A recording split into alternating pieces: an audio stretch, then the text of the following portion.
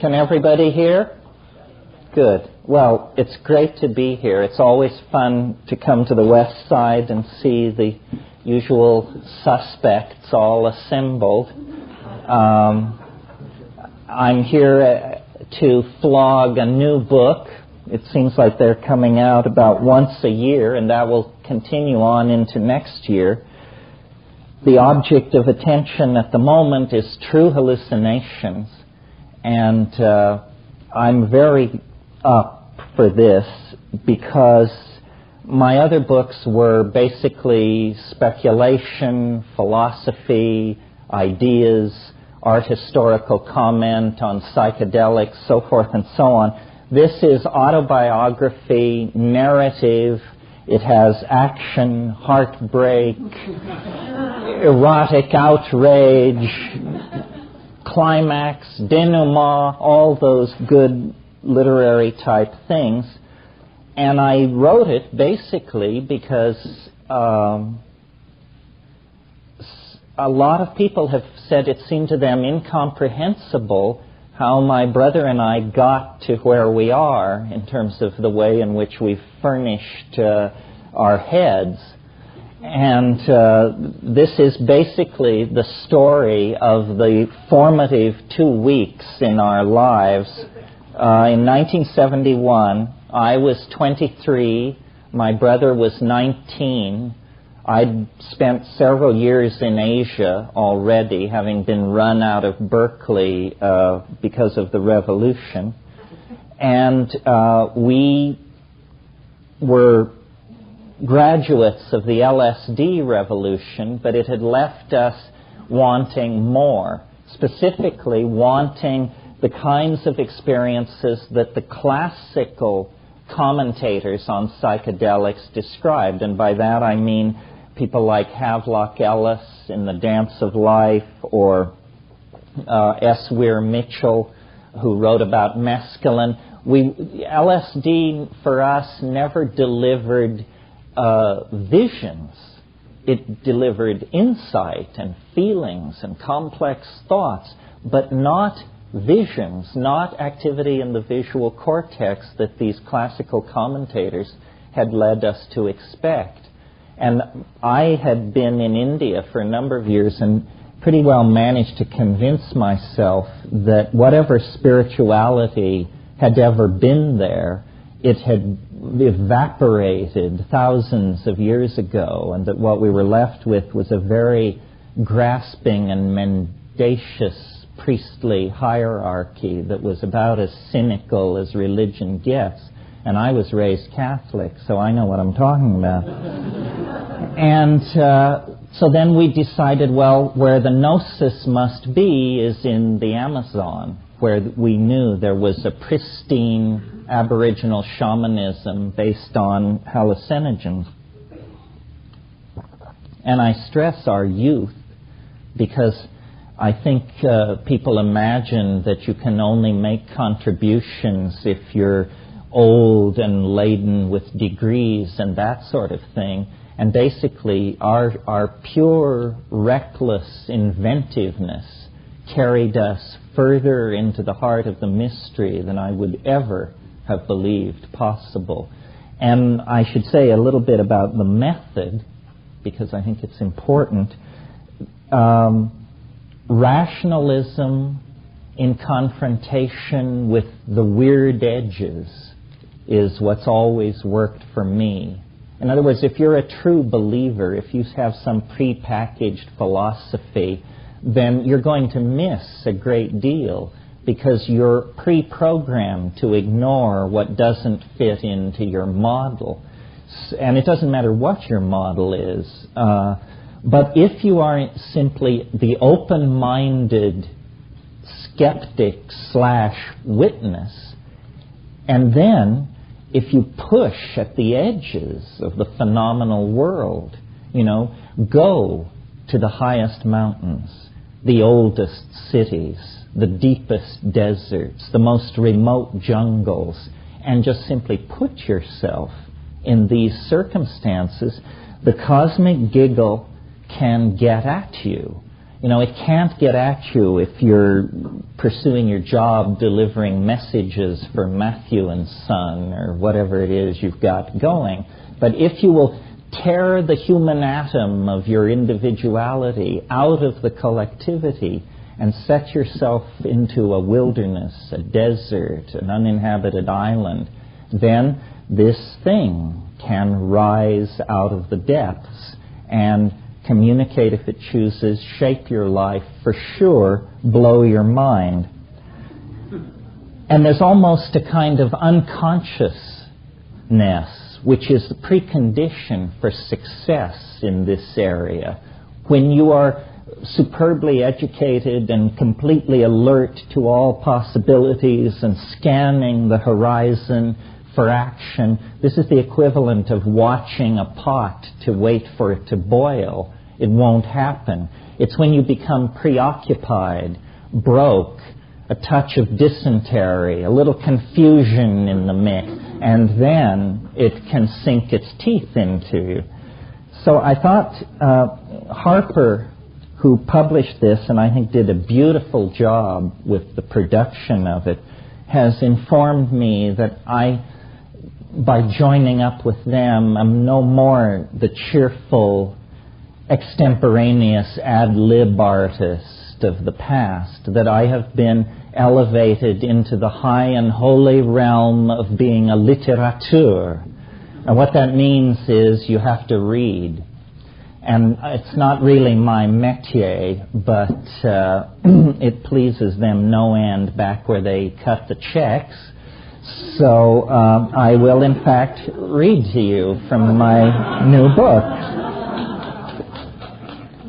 And I should say a bit about our goal. You can't just willy-nilly head off to sit in the desert. You have to have an agenda, however flimsy and based on misinformation. The agenda tells you what you're supposed to do next.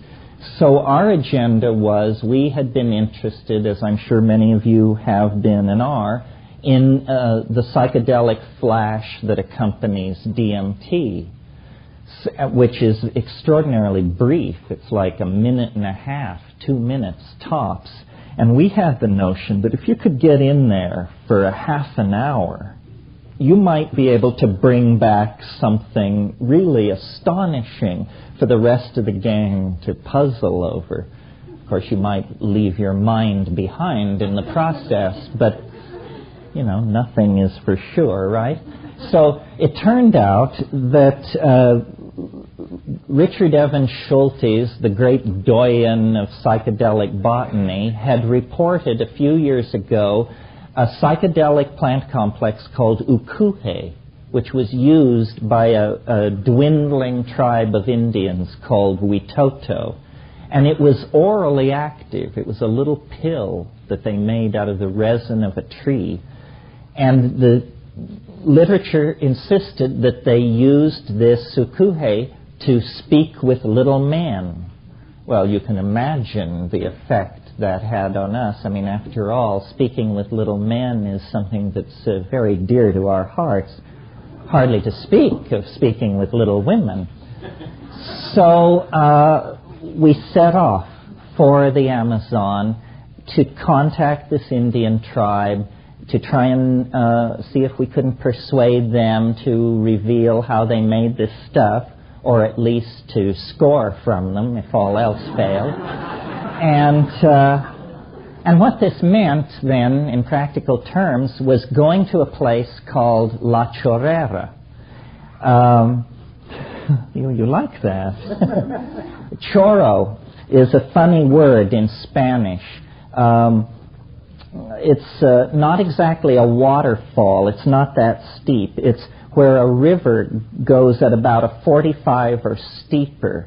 Colloquially, it refers to the angle of the dangle on male liquid evacuation, is I think the proper way to put it. So a chorro is a stream at a 45-degree angle that's moving very rapidly. And this place, La Chorrera, about which we knew practically nothing except these Indians were there, turned out not to be your ordinary anonymous jungle mission out there in the big green. It turned out this place had a hellacious history attached to it, because it was the place from which the Putumayo rubber boom was administered.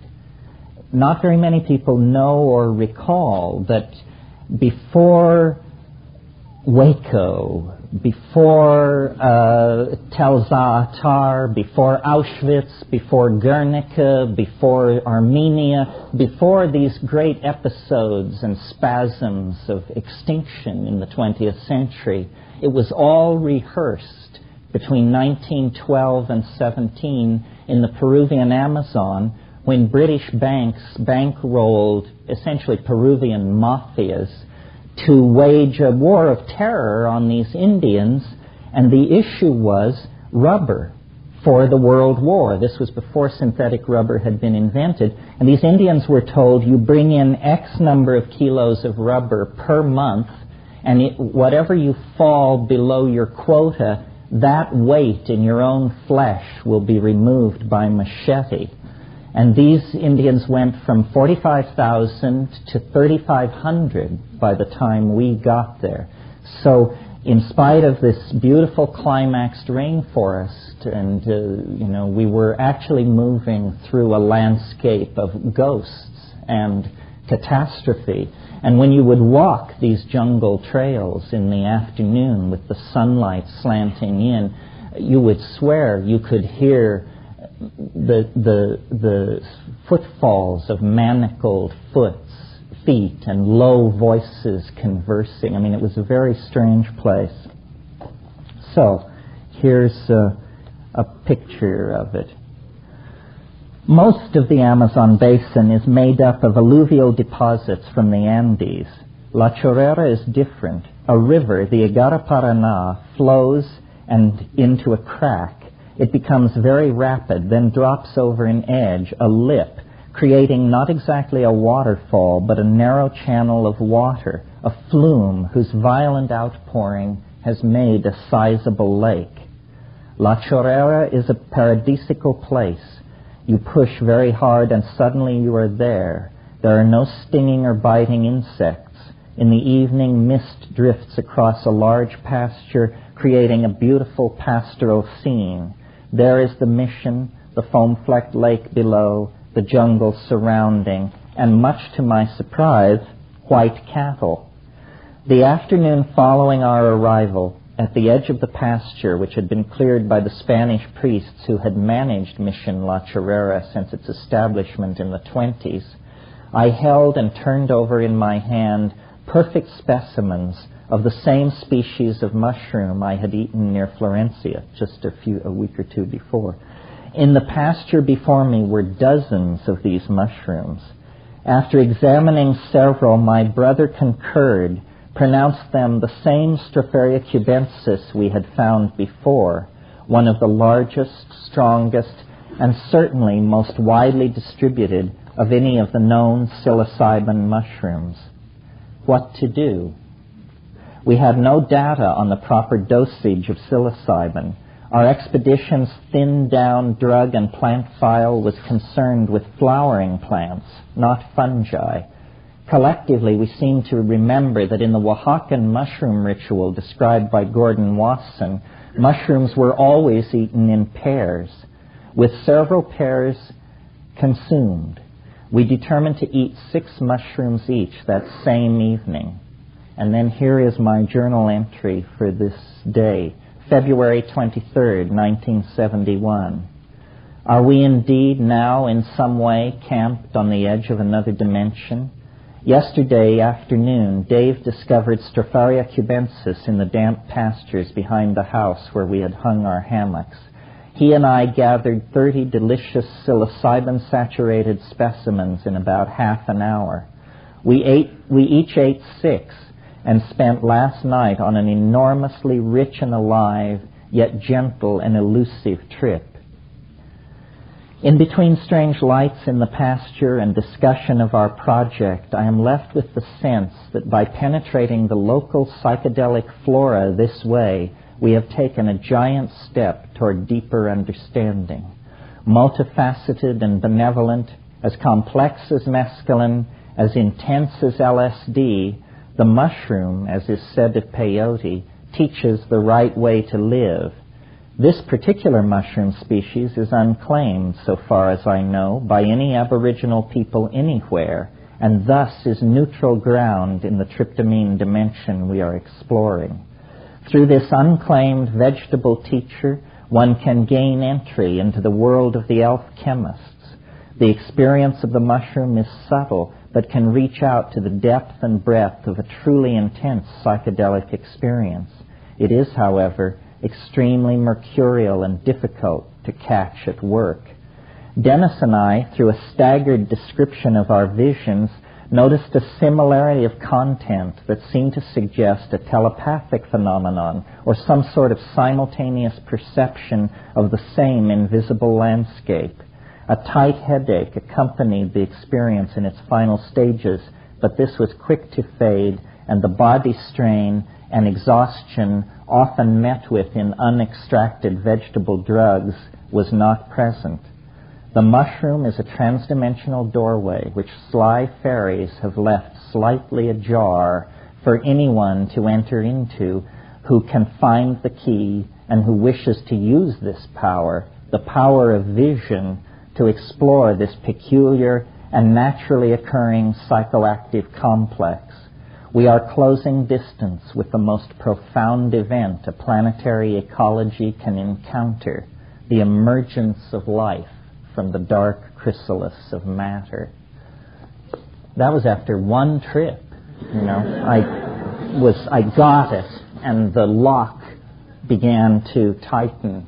And so then much of the rest of the story, with a few flashbacks and some philosophical musing on the content, deals with a series of ideas which Dennis began to develop based around the question, do you know what we could do with this stuff? And then he proceeded to answer his own question. And he had an idea, which I do confess I find rather hard to put out in 10 minutes and feel that I've done an adequate job. That's what the book is for. I think in the 10-minute version it sounds fascinating but preposterous. In the book, I think we make it fascinating and entirely credible. And the concept was he seemed to have gotten a very deep connection into this logos-like, gnosis-conveying force in the mushroom, and it began talking about how you could use this thing to essentially give birth to your own soul as a physical object. We all have a mind or a soul, but it's an invisible organ. It isn't like your left hand or your nose. We never see it, and we don't know whether it's in the brain or it surrounds the body, but it's very real to us. We think with it. So he was suggesting that there is a way to, and some of you have heard me say this in the past, that we need to turn the body inside out, make the soul visible, make the body something commanded in the imagination. Well, he took this as a set of engineering specs and set to work to figure out how to do it. And the method is given in here. I had to arm wrestle Harper fairly strenuously because they said, these notes of your brothers, they're overstated, scientifically specious, riddled with the incomprehensible, so forth. And I said, yes, but it worked. And driven by the thought that there may be someone who will read this book who is far smarter than Dennis or I, then all the details must be here. If you want to read it as an adventure story, that's fine. You just skip over Dennis's notebook entries. But if you see it as a recipe book, then that's where you want to place your attention. So he became very highly agitated and irascible and just obsessed by this idea. of this experiment to condense the mind, give birth to the soul, eminentize the eschaton, call down the flying saucers, fuse spirit with matter, create the universal panacea at the end of time, and lead a triumphant humanity into hyperspace, or something like that. And my attitude was, hell, there's no swerving him from this. He can talk of nothing else. So let's just cut to the chase and do the damn experiment, and surely nothing will happen. And then we can, he can make of that what he wishes, and the rest of us will go back to botanizing, trying to get tight with these Indians and push forward this program to get this DMT thing. Because essentially the presence of these mushrooms has totally overturned our original agenda. Well, then he performed the experiment. And to the point that he performed the experiment, I had been what I thought of as the indulgent, fair-minded witness. He performed the experiment and promptly went bananas. He had said before that he might experience what he called a psychic reversal. But I had just, he'd said a lot of things going into this, and I hadn't weighed it that heavily. Within minutes of finishing this experiment, it became clear that not only was he highly agitated and raving constantly, but he also didn't seem to be able to hear other people. He talked right through people. And when you would point out to him that this was an incredibly rude thing to do, then there would just be a huge amount of confusion and apologizing, and he seemed genuinely not to be able to hear other people and was raving constantly. Meanwhile, at the moment the experiment was performed, I, who had to this point just been sort of playing along, it was as though he reached into my deepest plumbing and he just threw a switch. And this channel opened and it began to inform me. It was not like any drug I've ever taken. It was not like any experience I'd ever had. There was no hallucination. What there was what I would describe as pure understanding. Understanding that amplified itself every hour, every minute. I mean, I had only to take a cup and dip up a glass of water from the spring and pour it past my eyes, and I could say, I understand water. Or pick up a leaf and look at it and have some kind of huge, wordless, but very emotionally deep understanding of the ecosystem, the jungle, the connections to the planet. I mean, it seemed to me that I was very close to what looked like enlightenment of some sort. I mean, just an ability to be absolutely at peace, fully in the moment, and just everything became a teacher. Everything was able to communicate to me its essence. But what was bringing me down in this situation was that Dennis's condition was creating a huge wave of accusation and confusion in our small expedition. Some people thought he should be airlifted to a hospital. Other people thought we should simply wait for him to ascend into heaven. And it's hard to reconcile that kind of thing, And many, many strange things went on, and I'll give you a flavor of our psychology at this time. The day after the experiment, or the evening following the experiment was done sometime around dawn in the early morning hours of March 5th, 1971. The evening of March 5th, we all hung our hammocks together in this hut, and I got up in the middle of the night to take a leak because of the condensed milk that you have to drink when you're an explorer. And I checked everybody out, and everybody seemed to be sleeping soundly. And then I lay in my hammock a long, long time, and everything seemed peaceful and still. But as breakfast unfolded the following morning, the 6th of March, the morning after this, it became clear that the restful sleep I had imagined we had all shared had been anything but that. From Dennis, still disorganized but expansive, comments emerged that he had, or imagined he had, a very active night. Upon close questioning, it came out that he was completely convinced that sometime during the night he had arisen and dressed, and then had a series of nocturnal adventures. These involved going alone in the darkness to the thundering immensity of the Chorro over a mile away, then returning to climb and spend some time in a large tree near the edge of the mission, then making his way back across the pasture and returning to his hammock strung among all the others. The thought of him wandering around during the night on those trails without his glasses, which he had thrown away in the first minutes after the experiment. He announced that they were no longer necessary and had just flung them away. He also had thrown away all of his clothes and methodically smashed everybody's watch.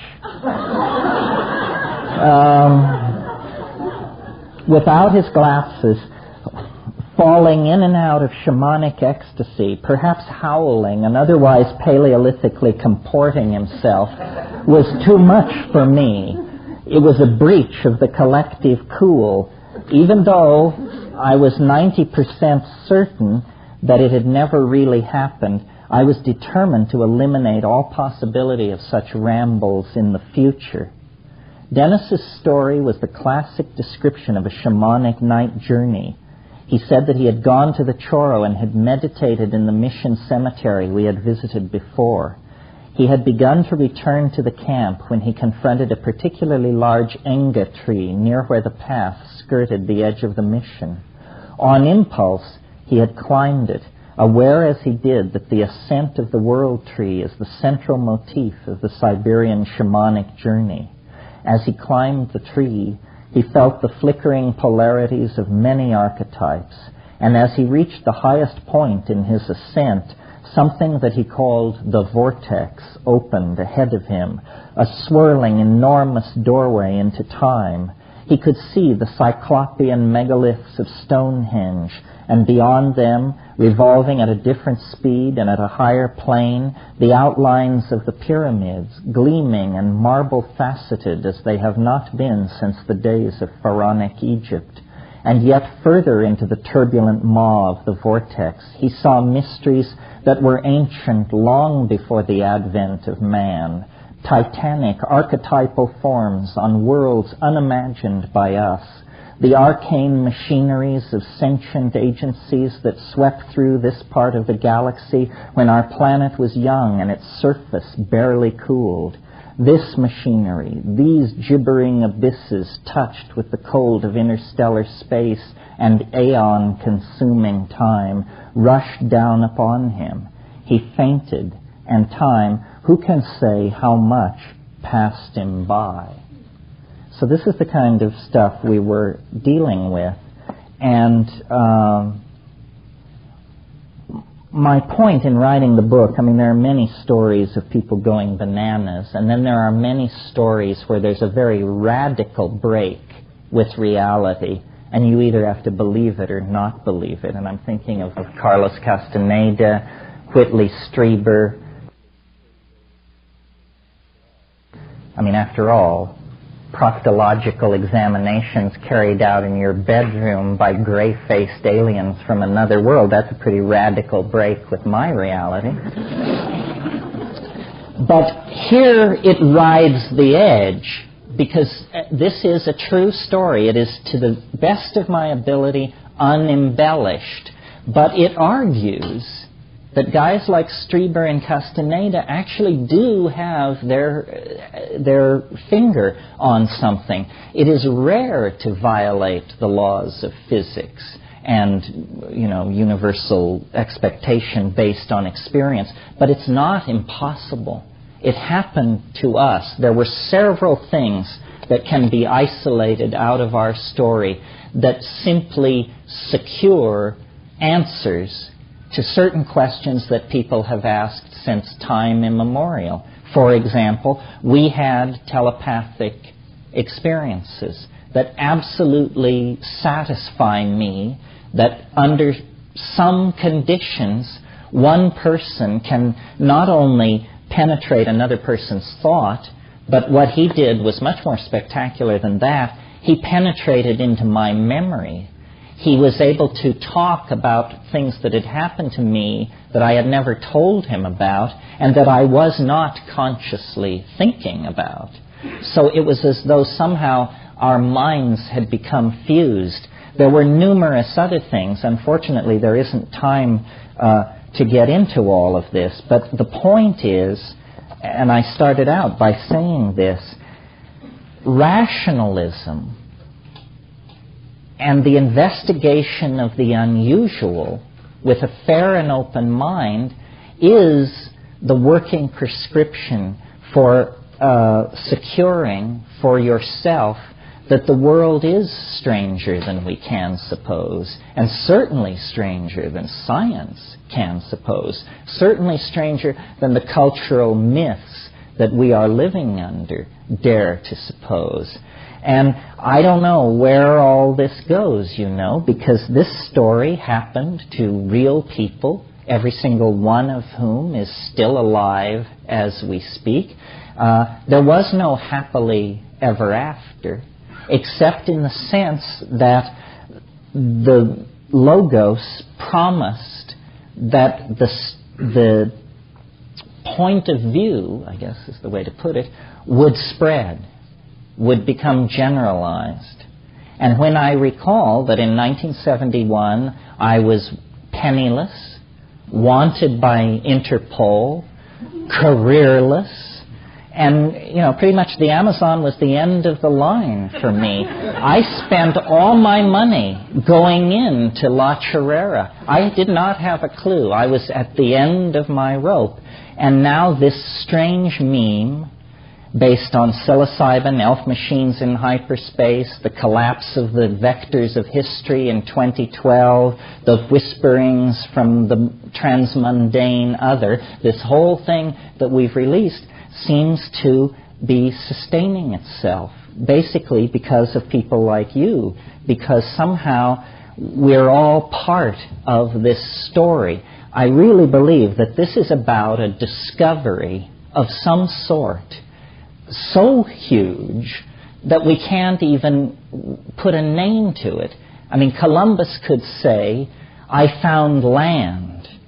And Galileo could say, there are mountains on the moon.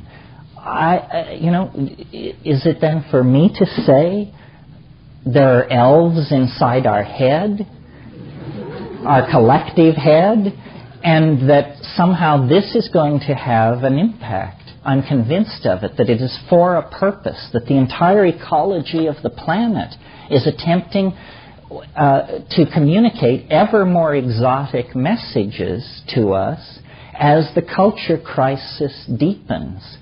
And it's too much for one person or one small group of people to try to come to terms with. It has to be laid before the bar of public opinion, and people have to deal with this in the context of their own psychedelic experiences and their own hopes and fears. And perhaps, if this is done and we can reach a consensus, then we may well discover that the hallucinations that have prompted us into religion and art and music and mathematics over millennia of time actually were true hallucinations all the time. Well, that's all I have to say about that. I'll answer some questions, and I understand you're going to read them? Yep. Thank you very much. I appreciate it.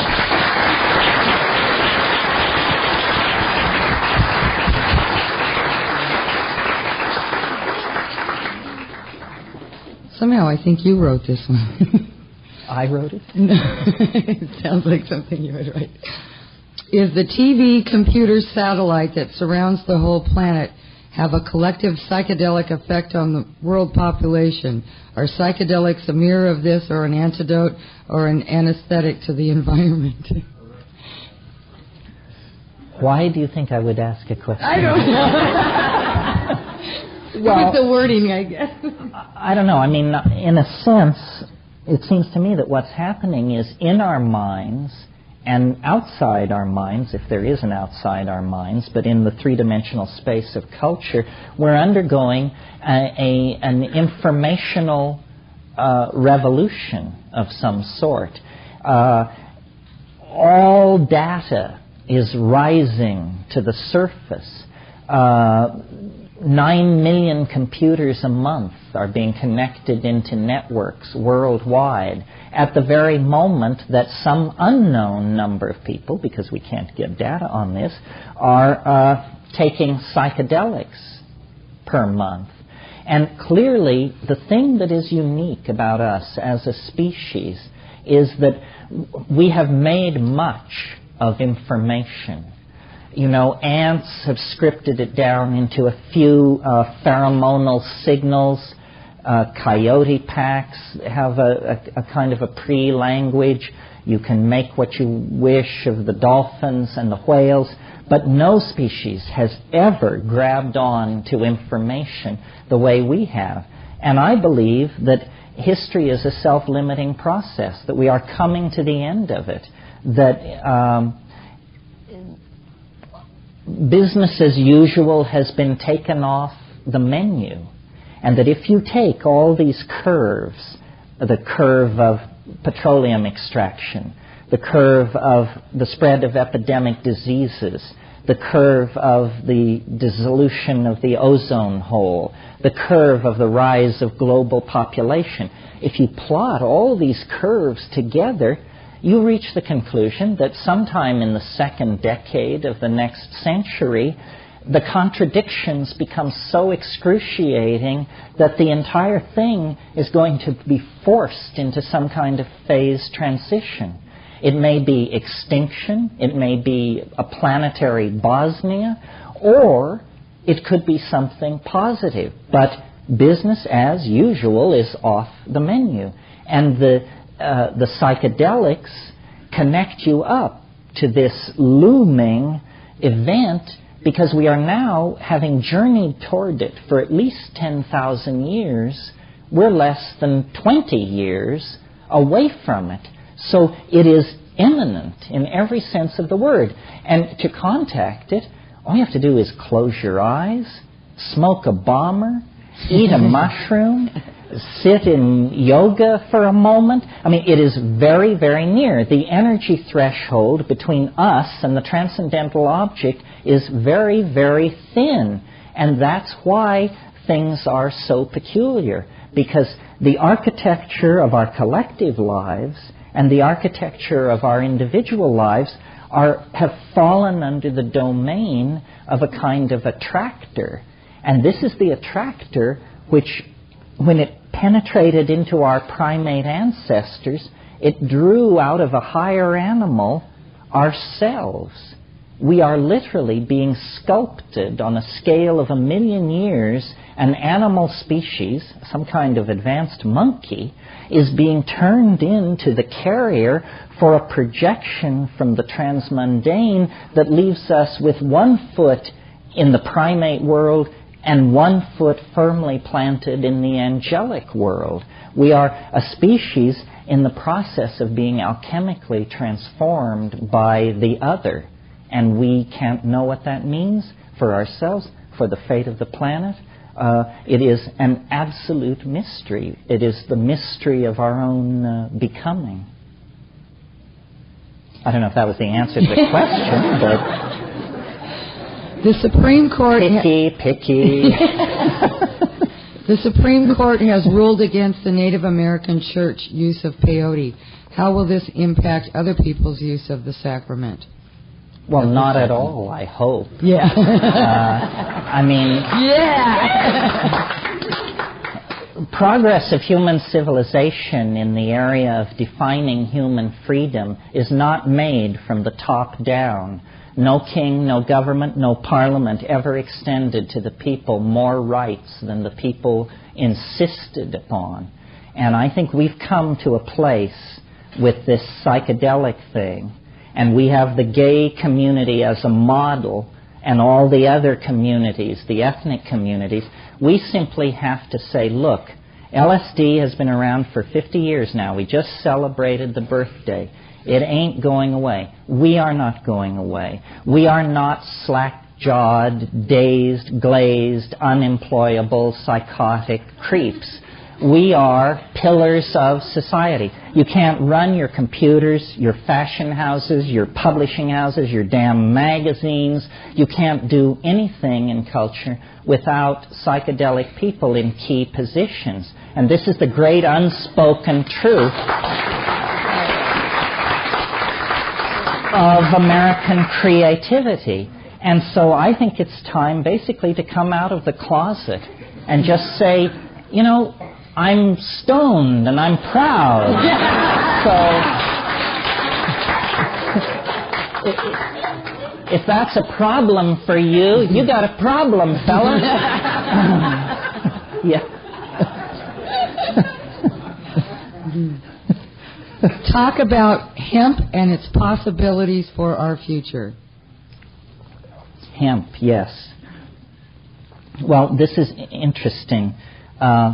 You all know the basic pitch for hemp, and I wouldn't be what I am if it weren't for cannabis. I think, and I want to see it legalized, although I'm very, very skeptical. I don't think the people who want it legalized have fairly confronted what it really is.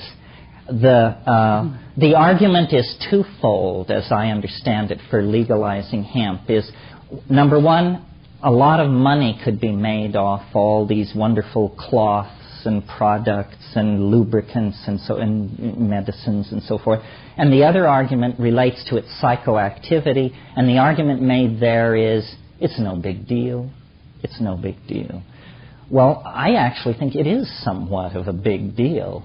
And I think the people who don't want to see it legalized see it that way. Cultures are shaped by the drugs that they take and that they suppress. We are a sugar, red meat, and alcohol culture primarily, with tobacco and alcohol to shore all that up. To think for a minute about a drug like coffee, caffeine. Every labor contract in Western civilization contains a clause which secures the worker's right to halt the assembly line twice a day to fuel up on a drug known to cause liver damage and all kinds of problems. Well, now, why isn't there a cannabis break?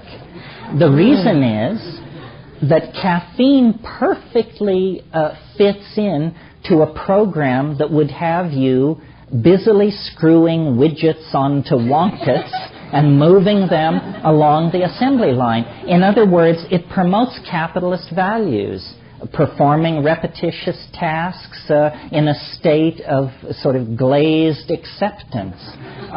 Cannabis, on the other hand, what is always said about it makes you inefficient, lazy, uninterested in earning your Mercedes and your house. Fighting a war. Yeah. So I think that if we could, I'm very interested in this cannabis thing. I think it may be the wedge through which we can push the whole psychedelic agenda. But I guarantee you, if it's legalized, it will be a tremendous big deal, because cannabis promotes feminist values, anti-capitalist values, values that promote introspection rather than manic social values of the sort that you see alcohol promoting. It would make an immense change in the architecture of the culture. Who deciphered the Voynich manuscript? For $25,000? For those of you who don't know what the question is about, it refers to a very interesting manuscript that I've written about that is an unread or unreadable book. It's written in an unknown language. No other example of this language has ever been found. And the CIA spent a lot of time trying to decipher this book because it's at least 500 years old, and it drove them bonkers to believe that modern code-cracking machinery could not deal with a medieval manuscript. I mean, modern code-making is orders of magnitude more sophisticated than anything that the 14th or 15th century possessed. So they spent a lot of money trying to understand this code and essentially failed. Now, very recently, a gentleman on the East Coast named Dr. Leo Levatov, and this is the answer to the question, Leo Levatov, wrote a book called The Solution to the Voynich Manuscript. And he believes, figured out what it is. And the reason the CIA couldn't decipher it, according to Levatov, is because it was never encrypted in the first place. He says it isn't an encrypted manuscript, it's an artificial alphabet being used to write down a rural form of polyglot medieval Flemish with a huge number of Old French and Old High German loan words. So there you have it, folks. Do you know if Illinois bunchweed, is it bunchweed or bundleweed? I think it's bundleweed. Bundleweed. Mm-hmm. Is available from any commercial nursery? I believe it's available from Of the Jungle in Sebastopol, California. I'm not their sales rep, so I don't keep weekly track on their inventory, but I believe it's available from Of the Jungle. Call information. Yeah. What future modifications to the TimeWave software are ideally in store? Oh, what a great question. Well, the TimeWave software is being put out both in an MS-DOS version and a Mac version, and they're both pretty flashy, and in a sense that finishes the program of bringing to the public the TimeWave in its raw and sort of naked form. What we're moving on to now is a sort of a game, which would be a time travel simulator. It would be created in an immersive technology. This phrase, immersive technology, now replaces previous buzzwords, virtual reality. Dump that. Only outsiders call it that now. It's called immersive technology. And the idea is to build in a CD-ROM environment, a huge visual database to accompany the TimeWave. And then the TimeWave could easily be configured into a game where in a certain historical period, if you encountered some difficulty and you mastered it, you would be catapulted forward one resonance. And the idea would be to move from the Big Bang to the transcendental object at the end of time and beat out the competition. And it's a very sly way. I mean, I'm not big on products or games, but it's a very sly way of teaching people history. And you could make so many paths through the data that the game would never play the same way twice, or it would take thousands of times to do that. And a lot of talent seems to have come forward for this, so that looms. What happened to your theory about change versus non-change and the cataclysmic events to come? Did that become the time wave continuum? Yeah, that's right. I referred to this a little earlier when I was talking about how business as usual is off the menu and all these curves are converging.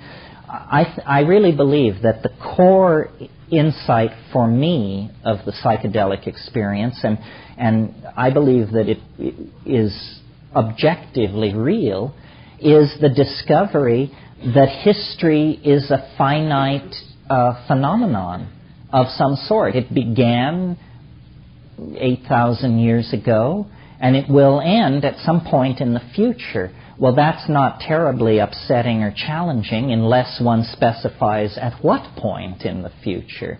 And I maintain, for reasons most of which are too complicated to go into here, that it is about 20 years in the future, that the planet can no longer sustain us, we can no longer create any kind of existence that we could consider humane, and that technology, population, the way in which psychedelics are stimulating the imagination, the way in which culture generally is driving the imagination, that we are on the brink of being able to design ourselves and place ourselves into a new world of some sort. And I'm vague on the details. It's not outer space. It's not, some kind of a managed Orwellian collectivist paradise. It's something more profound than that. We are perhaps going to download ourselves into a gold ytterbium cube that we will supercool and bury 1,000 feet beneath Copernicus, and there all walk on the virtual beaches barefoot and alive. I don't know. But what is happening here at the end of the 20th century, you see, is a kind of birth process. We, think of the fetal life in the womb. You're endlessly adrift in the amniotic ocean, weightless. Food and oxygen are being delivered without even your awareness through the umbilical cord. It is paradise. And if you were there and you were in control of your fate, you would choose to prolong it forever. But what happens instead is that you get squeezed into the birth canal. Then the paradise turns into hell, strangulation, pressure. You are literally being squeezed to death. To ask the fetus at that point to conceive of the wonderful, satisfying life that it is going to have 40 years hence as a stockbroker living in Bel Air and collecting minor works of Cubist art is ridiculous, because that's not where we're at the moment.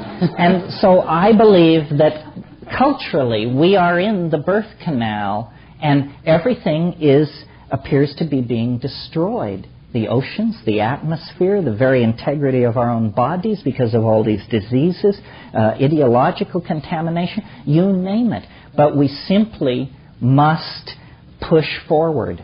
It's a forward escape. We can never go back, to the game-dotted plains of archaic Africa. That's gone. It's all gone. The only way out is forward. It's called a forward escape.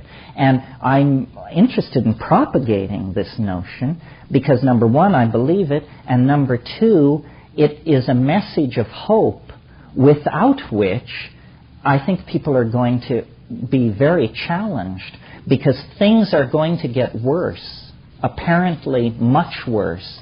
I mean, it would not cause me to break stride if the mess in Bosnia spread until it stretched from the Arctic Circle to Turkey and from Vienna to Vladivostok. I mean, those people are setting themselves up for hell on earth, and we will be dragged into it in some fashion, even if we only have to witness it. So history is turning into a white-knuckle ride, for sure. And without the faith in some kind of transcendental phase transition, I think there's a tendency to despair and to panic and to nihilism. And religion has failed. What religion gives us is what we saw last week in Texas. They can only conceive of phase transition as apocalypse, as Ragnarok, the twilight of the gods. That isn't what it is. We are closing distance with the first moments of true human civilization. You know, when people actually do treat each other with respect, when there actually is a place made for the celebration of human differences, when we actually do feel the suffering of the people around us and respond to that. So without psychedelics and the models that they make possible, hope is, I think, a very, very fragile thing. And that's why I take the position that I do, because I think that we are on the brink of the adventure for which we left the trees and left the African plain. But it's not a sure thing. It rests in our hands, as it always has. I mean, remember that in the last 1,000,000 years, 9 times the ice has moved south from the poles, miles high, pushing before it our ancestors, people wrapped in skin, naked as jaybirds, marginal as can be, no antibiotics, no global weather forecasting, no nothing. And they didn't drop the ball. They survived. They took care of their children and their elderly. They passed the skills and the technologies and the insights and the songs down the long stream of time. Can we do any less? We who have in our hands the power to shape the planet for good or evil, we who can communicate with each other globally in a moment. It would be a pretty sad commentary on the notion of cultural progress and intelligence if they could keep the faith and we can't. So it all went for this. It will all be made clear in the lifetime of most of us. And so I just want to sort of close on that note, invite you to keep the faith, invite you to explore the edges, and to make of yourself a vessel, a conduit for the world-transforming logos that is trying to speak to all of us to create a sane and viable and celebratory world for our children and their children. Thank you very much.